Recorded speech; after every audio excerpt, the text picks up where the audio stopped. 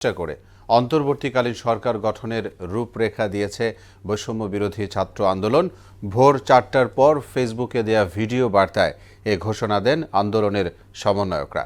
Video বার্তায় সমন্বয়ক নাহিদ ইসলাম জানান, ডক্টর ইউনূসকে প্রধান উপদেষ্টা করে ছাত্র নাগরিক অভ্যুত্থানের অন্তর্বর্তীকালীন সরকার গঠন করা হবে।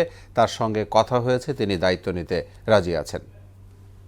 প্রিয় মুক্তিকামী ছাত্র জনতা, আমরা দেখতে পাচ্ছি যে আমাদের এই অভ্যুত্থান এবং বিপ্লবের পরেই দেশে অরাজকতা, নাশকতা করছে ফ্যাসিস্ট এবং তাদের দোসররা। আমরা দেখতে পাচ্ছি যে বিভিন্ন জায়গায় এখন গোলাগুলি চলছে, মন্দিরে হামলা হচ্ছে এবং নাশকতা ও লুটপাট করছে। আমরা মনে করি আমাদের যে ছাত্র নাগরিকদের অভ্যুত্থান তাকে নস্যাৎ করার জন্যই পরিকল্পিতভাবে এই ধরনের ঘটনা হচ্ছে। আমরা মুক্তিকামী ছাত্র জনতাকে সজাগ এবং সতর্ক থাকতে আহ্বান জানাচ্ছি এবং আমাদের যে অন্তর্বর্তীকালীন সরকার, আমরা সেই সরকারের যে প্রস্তাবনা ২৪ ঘন্টার সময় নিয়েছিলাম, জরুরি পরিস্থিতি মোতাবেক আমরা এখনই তার একটি রূপরেখা ঘোষণা করছি।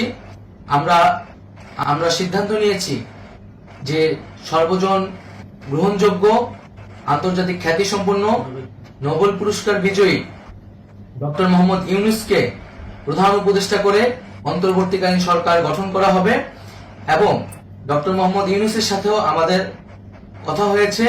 তিনি ছাত্র জনতার আহ্বানে বাংলাদেশকে রক্ষা করতে এই গুরু দায়িত্ব নিতে সম্মত হয়েছে।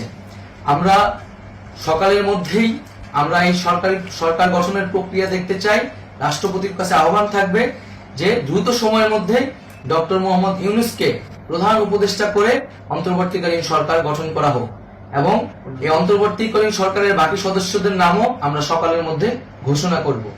প্রিয় বন্ধুগণ, দেশে যে অরাজকতা চলছে, মানুষের জীবনের নিরাপত্তাহীনতা চলছে, সেজন্য আমরা রাষ্ট্রপতির কাছে আহ্বান জানাচ্ছি দেশে আইন শৃঙ্খলা পরিবেশ ফিরিয়ে আনার জন্য দ্রুত সময়ের মধ্যে কার্যকর ব্যবস্থা নিতে হবে এবং আইন শৃঙ্খলা বাহিনীকে সহযোগিতা করার জন্য মুক্তিকামী ছাত্র জনতাও রাজপথে থাকবে এবং অন্তর্বর্তীকালীন সরকার গঠন না হওয়া পর্যন্ত মুক্তিকামী ছাত্র জনতাকে রাজপথে থেকে তাদের যে অভ্যুত্থান, সেই অভ্যুত্থানকে রক্ষা করতে হবে। প্রিয় বন্ধুগণ, আমরা রক্ত দিয়েছি, শহীদ হয়েছি।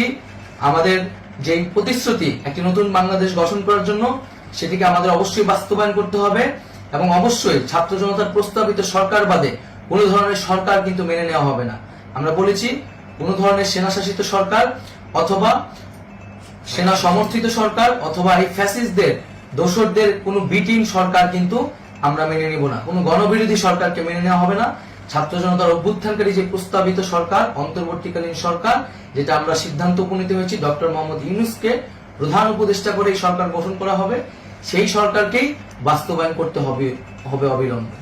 আগামীকাল সকাল থেকে সকলকে আহ্বান জানাচ্ছি রাজপথে থাকার জন্য এবং আমাদের যেই সাম্প্রদায়িক সম্প্রীতি এবং রাষ্ট্রীয় সম্পদ রক্ষা কমিটির ঘোষণা হয়েছে বৈষম্য বিরোধী ছাত্র আন্দোলনের নেতৃত্বে, সকল পাড়ায় পাড়ায়, এলাকায় এলাকায় সেই কমিটি পাহারায় থাকবে। আমাদের সংখ্যালঘু কমিউনিটিকে আমাদের রক্ষা করতে হবে, রাষ্ট্রীয় সম্পদ এবং এই দেশকে রক্ষা করতে হবে আমাদের।